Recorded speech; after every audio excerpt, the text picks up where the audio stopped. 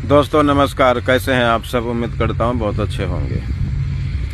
दुनिया में बहुत सारे लोग जन्नत स्वर्ग की आशा लगाए बैठे हैं कि मरने के बाद हमें स्वर्ग मिलेगा, जबकि मरने के बाद क्या होता है किसी को पता नहीं है। आँखों के सामने जो कानों से सुन सकते हैं, मुंह से बोल सकते हैं, यहाँ पर तुम अपने मन के मुताबिक नहीं ले सकते।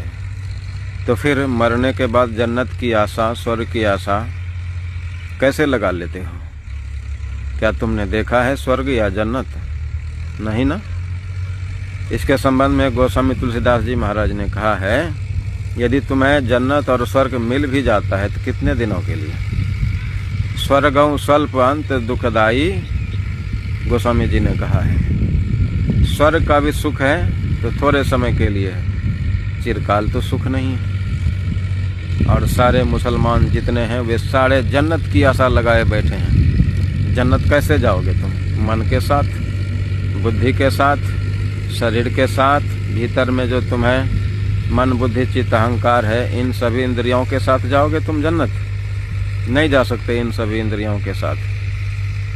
जन्नत तुम्हें जाना है तो इन इंद्रियों को छोड़ना पड़ेगा और तुम अपने खान पान को ठीक करना पड़ेगा, तब जाकर के तुम जन्नत या स्वर्ग के अधिकारी हो सकते हो, लेकिन मोक्ष के नहीं। मोक्ष कुछ अलग चीज़ है और जन्नत कुछ अलग चीज़ है, स्वर्ग अलग चीज़ है। इसलिए ये मानव जीवन तुम्हें मिला है तो इस मानव जीवन के महत्व को समझो। ये मनुष्य तन का ही महत्व समझ लो तो फिर तुम किसी दूसरे को मारोगे नहीं, पीटोगे नहीं, काटोगे नहीं। और तुम्हारी नज़रों में जो काफिर होता है तो तुम्हारी नज़रें ही सिर्फ चमड़ी को देखता है, चमड़ी के भीतर क्या है उसको नहीं देखता है। यदि तुम्हारी नज़रें चमड़ी के भीतर देख पाती तो फिर तुम किसी को काफिर नहीं कहोगे, समझे?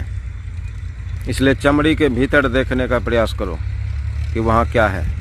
वहाँ जिस दिन तुम देख लोगे उस दिन तुम किसी को काफिर नहीं बोल सकते, क्योंकि तुम्हारी मान्यता के अनुसार ही इस दुनिया को अल्लाह ने बनाया है। तो अल्लाह जब बनाया है तो अल्लाह की सृष्टि में फिर दूसरा कौन होगा, जान लो।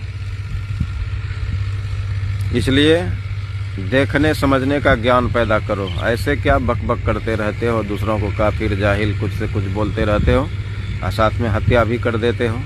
तुम जीवन दे नहीं सकते तो ले सकते हो कैसे?